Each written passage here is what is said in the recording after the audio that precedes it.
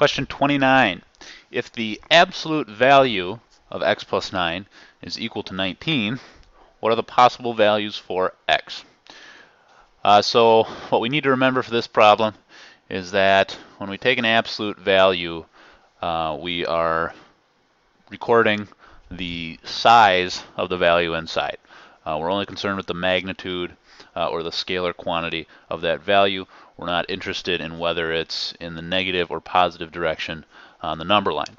So if I took the absolute value of a, or if I took the absolute value of negative a, in either case, my simplified solution would be a. I'm only concerned with the size or magnitude of the value. So in essence, we always lose any negative signs and all values become positive. All right, so in this case right here, we have the absolute value of x plus 9 equals 19. All right, so we just saw up here that if the value inside the absolute value symbol is negative or positive, either way, I'm going to end up with a solution of A. So we can use this same logic for this problem.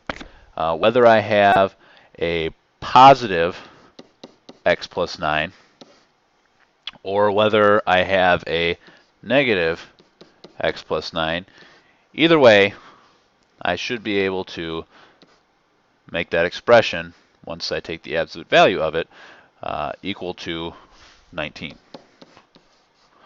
All right, so I simply have two equations to solve for x here. So I'm going to go ahead and do that.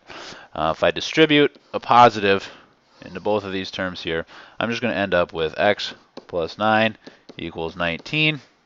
Subtracting 9 from both sides, I'll end up with x equals 10 for one possible solution. Over here, remember we can, anytime we have a negative sign outside of a parentheses, we can imagine that there is a 1 right here.